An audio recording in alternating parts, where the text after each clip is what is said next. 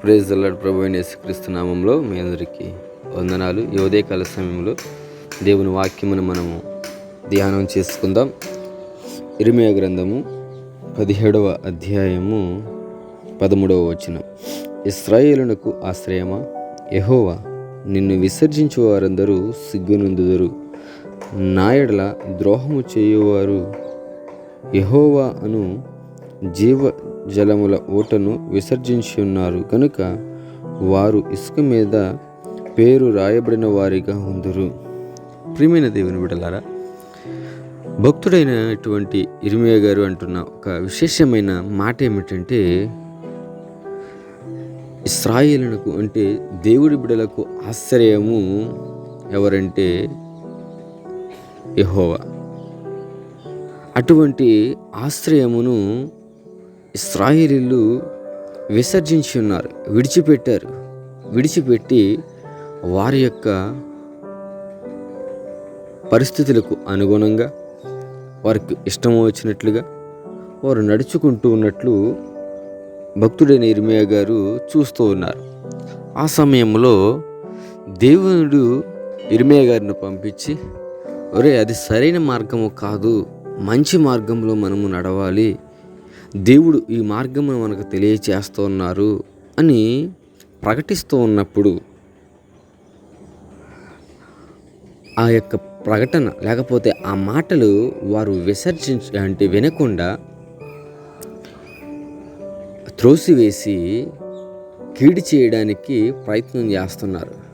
ఇర్మీయా గారిని బాధించాలని ఆలోచన చేస్తూ ఉన్నారు. ప్రియమైన దేవుని బిడ్డలారా, ఆ మాటకి ఇర్మీయా గారు ఏమంటున్నారంటే, వాళ్ళు నాకు ద్రోహం చేస్తున్నారే కానీ యెహోవాను జీవజలపు ఊటను వారు విసర్జిస్తూ ఉన్నారు. నిజమే, నీకు ఆశ్రయంగా ఉన్న దేవుడు నిన్ను విసర్జిస్తూ ఉన్నావు.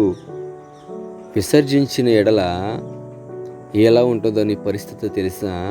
ఇసుక మీద పేరు రాస్తే ఏ విధంగా ఉంటుందో నీ పరిస్థితి కూడా అట్టి రీతిగానే ఉంది, నీవు కూడా అట్టివాడుగానే ఉంటావు అని చెప్పేసి ఇశ్రాయేలీయులకు భక్తుడైనటువంటి ఇర్మీయా గారు తెలియజేస్తూ ఉన్నారు. ప్రియమైన దేవుని బిడ్డలారా, ఈ వాక్యము ద్వారా దేవుడు మనకు కూడా తెలియజేస్తున్న మాటలు ఏమిటంటే, ఈరోజు ఎంతమంది అయితే దేవుని యందు ఆధారపడి ఉన్నారో, ఎంతమంది అయితే దేవుని మీద నిలబడి స్థిరంగా ఉన్నారో వారందరిని బట్టి దేవుని గణపరుస్తూ ఉన్నాను. వారు ఏ విధంగా ఉన్నారంటే బండ మీద వారి పేరు రాయబడినట్లుగా ఉన్నారు.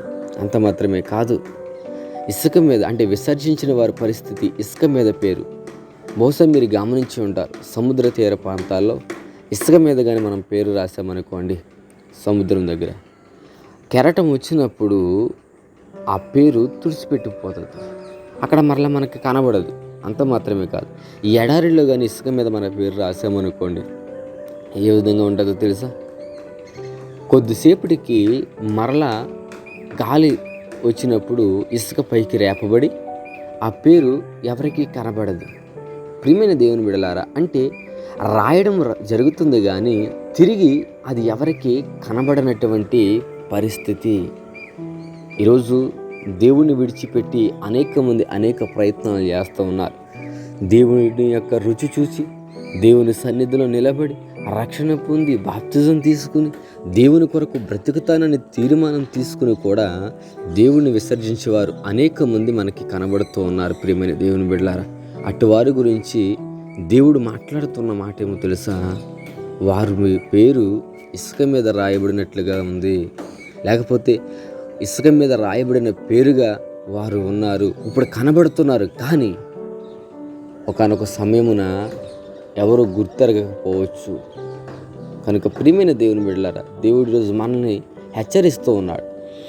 ఇర్మీయా భక్తుడి ద్వారా దేవుడు మనల్ని మేలుకొలుపుతూ ఉన్నాడు. ఏమంటే తెలుసా?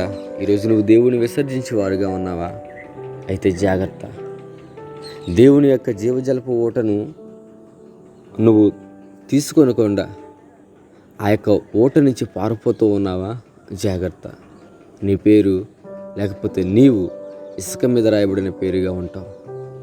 లేదు బ్రదర్, నేను చాలా నమ్మకంగా దేవుని కొరకు బ్రతుకుతున్నాను అని నువ్వు అనుకోవచ్చు. అయితే నువ్వు సంతోషించు, నేను బండ మీద రాయబడిన పేరుగా ఉన్నది. నిజమే, అనేక మంది కొండలకి వెళ్ళి వారి యొక్క పేరు రాసొస్తారు. మరుసటి సంవత్సరం వెళ్ళి చూసినప్పుడు ఆ పేరు అలాగే ఉంటుంది. ఎందుకంటే అది బండ మీద రాయబడింది.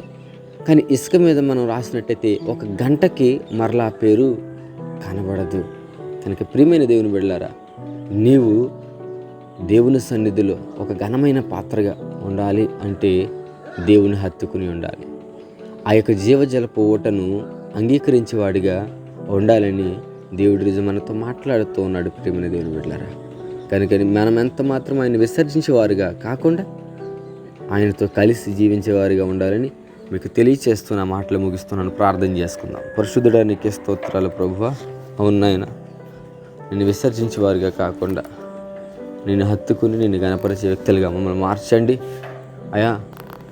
మేము ఇసుక మీద రాయబడిన పేరుగా కాకుండా బండ మీద రాయబడిన పేరుగా ఉండడానికి కృప చూపించి మహిమ ఘనత ప్రభావాలు పొందుకోమని యేసు నామములో అడుగుచున్నాము తండ్రి. ఆమేన్. God bless you all.